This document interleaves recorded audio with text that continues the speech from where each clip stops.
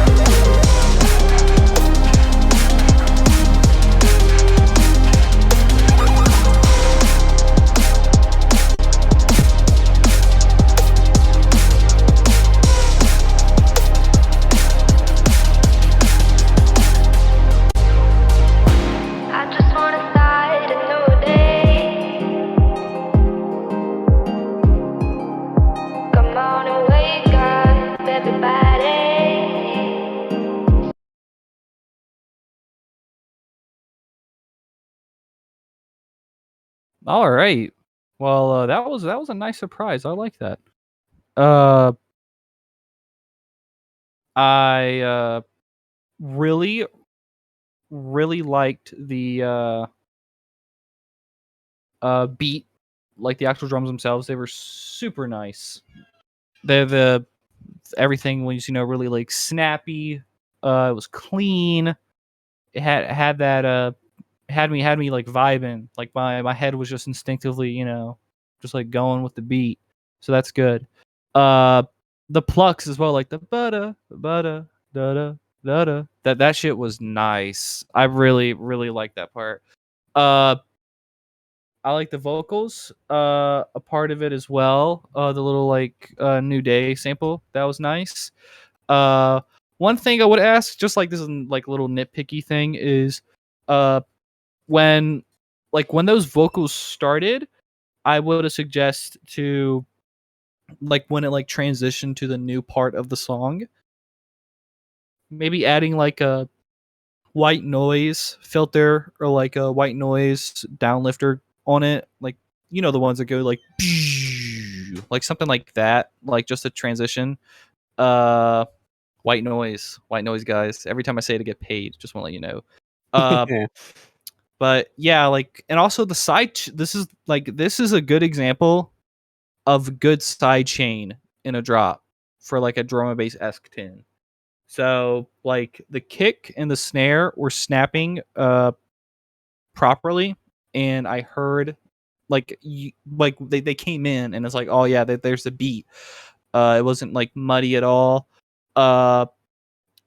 Maybe one thing I would have asked though about the drop is your main snare that plays throughout 3 out of the 4 hits.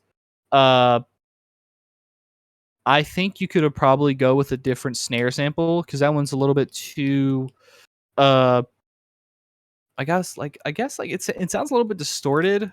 Yeah, like it's like too light. Like it's not it doesn't have like a nice fundamental to like, actually hit. The last snare that you had that plays at the end, like that's just like the little like that bit, that is actually pretty good. So you could just find another like snare sample, maybe like every other like the every end of the phrase. You could have like a little roll, or like maybe have the drums have the kick like hit at the end of the like the fourth bar, at the very end to like signal a transition, as if like a real drummer's like playing it. Uh, and yeah, I mean, honestly, that's really all I have to say about it. I really like the melodic parts of the song. They're really nice. You had me invested in this tune from the beginning. I think the intro was phenomenal. When the bass and the lead came in after the first 4 or 8 bars, however long it was, I was like, oh shit, is getting real. It was so smooth that like the sub bass and the bass was just buttery, ethereal. Huge fan.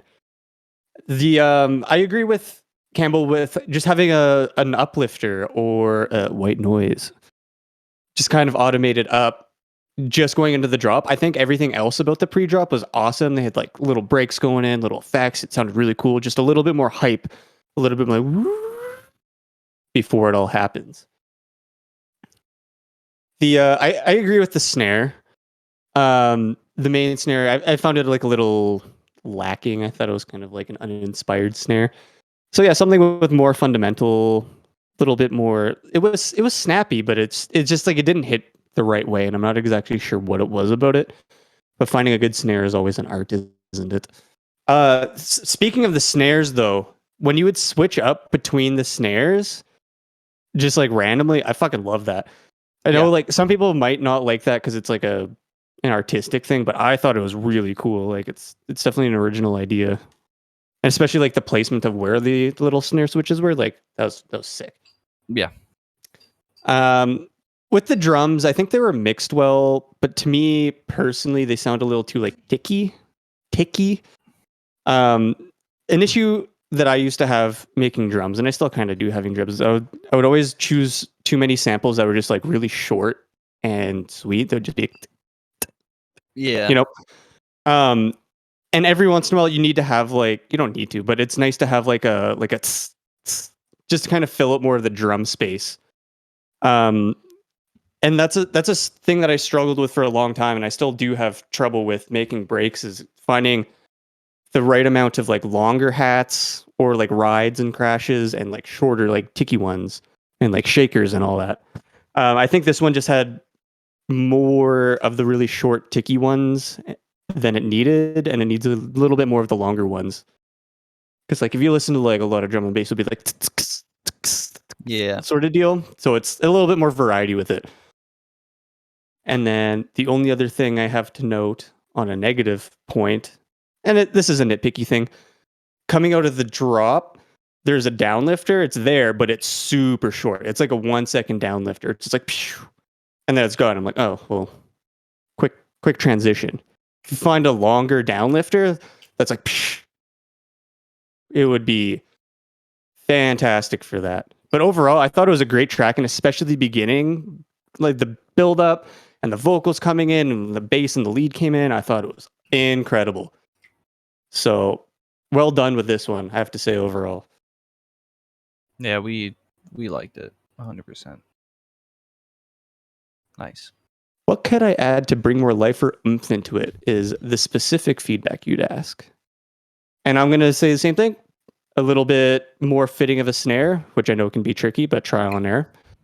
And yeah, just the drums. I think the main thing that was lacking for me is like, instead of being like, it was just like, you know, just something to fill out the drum space a little bit more, in my opinion. That was the next guy, but I'm pretty sure he was it? Yeah, I think shit, he's gonna. I'm on Yeah, the wrong but it's regardless. I mean, like he knows. Meteor knows he's next now. He's coming up. He's ready.